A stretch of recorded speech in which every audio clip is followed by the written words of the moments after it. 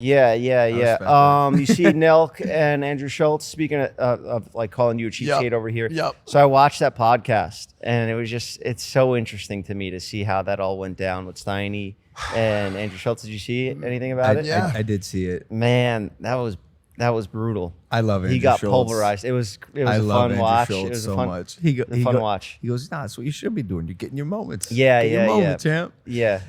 The interesting thing about that show was Andrew, you know, obviously the main core of the discussion is on Steiny. Everybody wants to talk about Steiny, about why the episode didn't air, so on and so forth.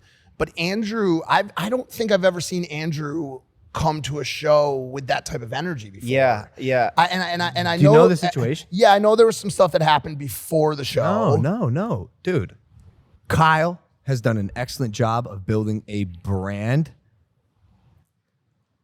I've always had difficulty like vibing with him. I don't when he started a podcast, I thought how is he gonna do this? And they've done an incredible job and somehow stayed afloat. But when Andrew went on that podcast and said what he said during and after, I said to myself, how is this not the sentiment for every single show that they have? Yeah. So I watched the whole thing. I watched from the beginning, and I think Kyle and Steve were very respectful right off the bat. And Andrew, No, because I fucking like Kyle. I like Kyle. I've never found him to be like a talker. I don't think the only person we're bullying here is Stein. No, hold on, Jeff. Let me. I want to get the broom out for a second and work with you on this.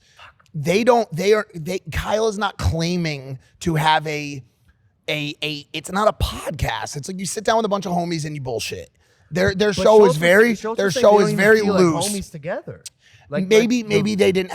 Dude. Let me ask you this question: how many shows have we had where we did a 10 p.m. episode? The vibe was just off. There was and now, yes, sure. Let's take it as a testament to the fact that we are very strong podcasters. We pulled it together. We made it look great. But we have been through many shows where the vibe was off. Maybe they were having a bad day.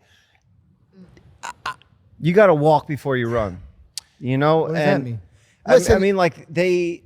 At that time, early on, they had jumped into becoming one of the biggest shows without ever doing anything. Yeah, I agree like with that. Before. Agree with that. And obviously, like we were fans of podcasts before we started podcasting. We're in the entertainment business. You know, we've been around. We know how to talk to people. We know how to deal with people in tense situations. You know, we've all. There have been guests who have walked on this show where I hadn't heard of them until the day before the podcast. Yeah. And guess what I did?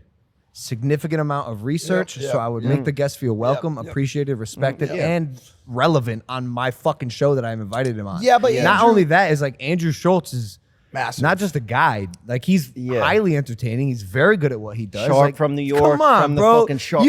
Dude, you don't even have to know about his career to have a good conversation. Well, that's with that what. guy. But I believe that maybe that's what their sentiment was. We can roll into this lackadaisical, and regardless, it's Andrew Schulz. They could have sat on that couch and said, Andrew Schulz is going to steer this thing to 5 million views for us. But we have to do nothing. And going back to what I said, I don't know what the reason was, but it was apparent from the start of that show that Andrew was not his normal, energetic, high vibrating self. He just wasn't. And so if you were relying on the power of the guest, Andrew came on our show and weaved one of the most exciting narratives for 500 different stories. He's an incredible fucking guest. And if someone comes to your show and they don't show up the same way you've expected them to show up, it can throw a major dagger. Now, of course, like I said, as a testament, I am always ready. If that guest stops talking, I am always ready. I'm always packed with a question. I know my fucking shit, always, and he's ready too. Not for Jerry Perpdrank. Not for Jerry Perpdrank, but I've said a lot of it too comes down to chemistry. Comes down to chemistry between co-hosts. I was pushing for Bradley Martin to be on every fucking show since that podcast started. I told Kyle, I told Bradley, I told John Shahidi. Bradley Martin needs to be on that fucking show. He's an incredible fucking podcast host. He was void from that episode. I gotta say something about Bradley. Yep. I think you're getting lame. I think you're getting lame as a person or a person who's either searching for clicks. Start those beefs. Nah, because bro, look, I see what he's doing, but I just think it's weird. Like he had Nate Diaz, who my brother's fighting on August 5th on his podcast. Yeah. And like in the same sentence, he's like, yeah, I'm cool with Jake. I like Jake. I just hope you beat his ass. I just want to see him get his ass beat. I want to see him get turned into a meme. Why, Bradley? You're cool with us. He's in the family. You even said yourself you like him. Why say that? Are you searching for clicks? Even the way you're talking about street fighting Nate, like, bro, you're not gonna beat Nate Diaz in a street fight. You just searching for clicks? Well, what if he? And if he is, Yeah, what if he is? I think he's lame. I think you're better than that, Bradley. I think you're a cool fucking guy. You're a well-versed guy. You have your own podcast. You're great on the Nelk podcast. You're good at talking. You're likable.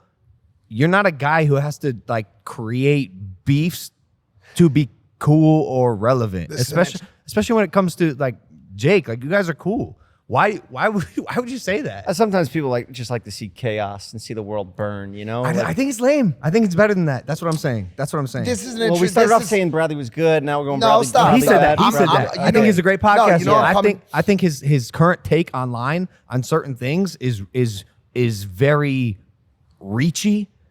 You're reaching for that attention. You're reaching for that clout. You're trying to get that headline. And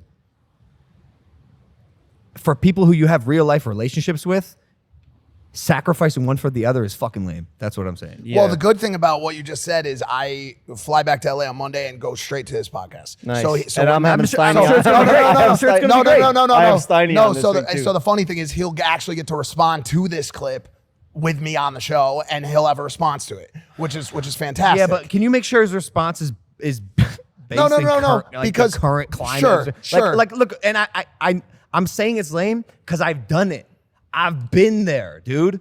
I've been in a position where I'm like, I'm just gonna fucking do the crazy shit I can to get clicks, and it's fucking lame. You're at a lame spot in your life if you need to do that. But okay, let me ask you this question.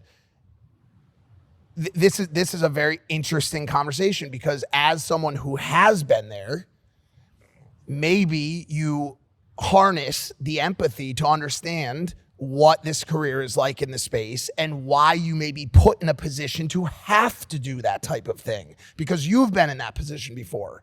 And so you know why at certain points in your career, whether it's algorithm, whether it's a breakup, whether it's this thing, that thing, whatever. You know what Bradley needs? Bradley, you got to be humbled. That's what you need. It doesn't sound like you've had it yet. And I will invite you to Puerto Rico to spar with me to be humbled. He'll do it. Bradley's a tough. He won't. Bradley, if you're serious, I'm inviting you to come to Puerto Rico to promote my next upcoming fight, and I will spar you and I will fucking humble your ass. That's how problems are solved. That's how problems should be solved. It's gonna be posted. That's good. Facts is gonna be posted. You can post it. I don't give a fuck. But you gotta be humble, my man, because you're running your mouth about my brother, and someone needs to take care of you. Mm-hmm. What if he just doesn't like? What if he just? And by the way, listen, I really want to help Steiny in that situation because I think he's a kid from Canada. He didn't know what he was getting into. That all of a sudden you're interviewing Elon Musk. He's getting thrown in. That is crazy. That's crazy. A New York fucking comedian that literally he looks at people like that. He wants to tear them apart. Yeah. What did Andrew say about Steiny? He said he has had. He broke him down. He said one statement which was insane. He said he's had the longest unwarranted run for someone with no talent that he's ever seen in his entire life. Or Steiny's feeding into it. He's like, why do you think that about me? No, hold on. That's the internet. That's the internet. Correct. That's Talent. Correct. Talent is not indicative or representative of success in this environment anymore. It's not. It is how many. And that's not me agreeing and saying that Steiny is talentless. I don't give a fuck if he has talent or not. This is an unbiased point right here. If you can drive viewership and clicks and controversy, you are doing what needs to be done in this current internet climate. That's right. And Steiny, for whatever reason, maybe it's because he says stupid fucking shit, doesn't prep for the guest, pisses people off, whatever. People are watching. Yeah, they're commenting. That's what he does. Do you know if you go under the comments on a Nelk video, there's a war in every fucking Nelk video. It's not. We love Kyle. Kyle's such a good guy. He's the brains of the operation. We support him. It's fuck Steiny, kill Steiny, get Steiny off the show, and we love Steiny. Steiny's the best. Hey, does any of this sound familiar to you? That's you. 100%. We've been through all of it. 100%. It's the name of the game, 100%. bro. That's what we're here to do. We're here to make commentary and then have people comment on our commentary. We are fucking sheep. We are ants. Okay. We're in an ant colony. Us too. We're just stupid humans running around, building the machines that will take us out. I want to. Primate went to man. Man will become machine. Man will become irrelevant and non-existent. These are facts. This is where we're headed. Enjoy your time on this earth. Eat your vitamins. Drink your prime. Pray to your God. Thank you guys for watching this episode of Impulsive.